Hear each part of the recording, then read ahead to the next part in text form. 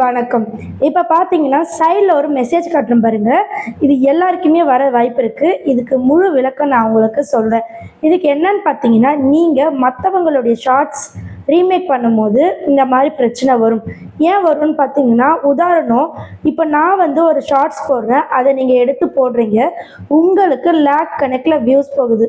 So remake பண்ண shorts பார்த்தீங்கன்னா, லேக் கணக்குல வியூஸ் போகுது. ஏதோ ஒரு காரணத்துக்காக அந்த வீடியோவ இல்ல அந்த ஷார்ட்ஸை நான் டெலீட் பண்ணுறேன். அந்த மாதிரி சமயத்தில் என்ன ஆகும்னு பார்த்தீங்கன்னா, உங்கள் சேனலில் இருக்கிற அந்த வீடியோ இல்லைன்னா ஆடியோ, அதாவது ஷார்ட்ஸ் ஆட்டோமேட்டிக்காக அன்லிஸ்டட் போயிடும். இப்போ என்ன ஆகும்னு பார்த்தீங்கன்னா, அது ஒரு 30 டேஸ்க்குள்ளே யூடியூப்பே டிலீட் பண்ணிவிடுவாங்க. ஸோ அதுதான் இந்த மெசேஜில் டீப்பாக சொல்லியிருக்காங்க. இதை ஏன் இப்போ உங்களுக்கு நான் சொல்கிறேன்னா, கண்டிப்பாக புதுசாக வர அத்தனை பேருமே தெரிஞ்சுக்கணும். ஸோ மற்றவங்களுடையதை நம்ம எடுத்து போடலாம், யூடியூப் சைடும் சொல்கிறாங்க, எல்லாமே சொல்கிறாங்க. நீங்கள் எடுத்து போடும்போது அவங்க டெலீட் பண்ணிட்டாங்கன்னா இந்த மாதிரி ரியாக்ஷன் நடக்கும். ஸோ இதுக்கப்புறம் பார்த்தீங்கன்னா இந்த மாதிரி மெசேஜ் ஒன்று கொடுத்துருவாங்க. ஸோ இப்போ உங்களுடைய வியூஸ் எல்லாம் அன்லிஸ்டடில் போயிடும். ஒருவேளை அது டிலீட் ஆகிடுச்சுன்னா அத்தனை வியூஸுமே டோட்டலாக போயிடும்.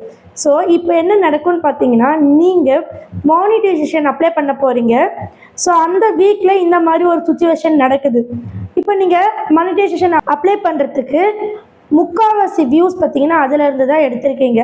ஸோ சடனாக அன்லிஸ்டில் போச்சுன்னா உங்களுடைய வியூஸ் எல்லாமே குறைய ஆரம்பிக்கும். ஸோ அதனால் நம்மளால் மானிட்டைசேஷன் வாங்க முடியாது. நெக்ஸ்ட்டு இந்த மாதிரி நல்லா போயிட்டு இருந்த வீடியோ அன்லிஸ்டடில் போச்சுன்னா கண்டிப்பாக உங்களுக்கு வியூஸ் வந்து புஷ் ஆகாது. ஸோ கண்டிப்பாக நீங்கள் இந்த விஷயத்தை தெரிஞ்சுக்கோங்க.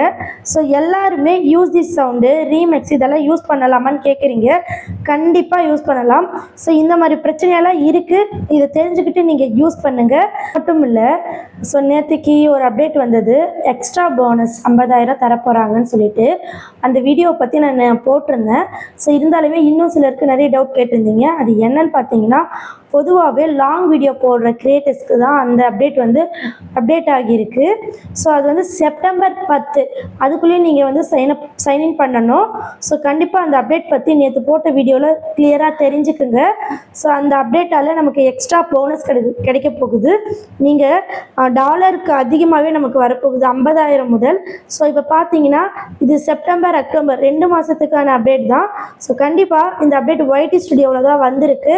ஸோ இதை பற்றி நீங்கள் முழு விளக்கம் தெரிஞ்சுக்கணுன்னா ஃபர்ஸ்ட் கமெண்ட்ல ஒரு வீடியோ இருக்குது, அதை பாருங்கள். அது மட்டும் இல்லை, அதே மாதிரி YT ஸ்டுடியோவில் நோன் இஷ்யூ அப்படின்னு சொல்லிட்டு ஒரு அப்டேட் வந்திருக்கு. கேப்ஷன் ஒர்க் ஆகாதுன்னு சொல்லிட்டு அதை பற்றியும் நான் நேற்றுக்கு வீடியோ போட்டிருக்கேன். நெக்ஸ்ட்டு யூடியூப் ஸ்டார்ட் முதல் மானிட்டைஸ் வரை எல்லா வீடியோவும் போட்டிருக்கோம். பேசிக் பார்த்தீங்கன்னா நீங்கள் யூடியூப் ஸ்டார்ட் பண்ணும் போதே ஸோ இது பார்த்தீங்கன்னா நிறைய பேருக்கு தெரியும். இருந்தாலுமே அடிக்கடி என்கிட்ட கொஸ்டின் கேட்குற ஒரே பதில் என்னென்னா, யூடியூப் சேனல் எப்படி ஓப்பன் பண்ணுறது?